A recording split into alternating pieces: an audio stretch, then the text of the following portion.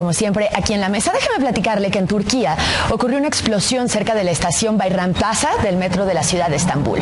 Se reporta un muerto hasta el momento y 6 personas heridas. Medios locales, y aquí radica la importancia, informaron que el incidente ocurrió por la colocación de una bomba sin que esto haya sido confirmado por las autoridades. La circulación de los trenes fue interrumpida y las imágenes que usted está viendo son de las cámaras de seguridad de la ciudad de Estambul en el momento preciso de esta explosión cerca de una estación de metro, ya le decía. Ya le decía que en Paralelo 23 todos los días festejamos el cumple de alguien. Un día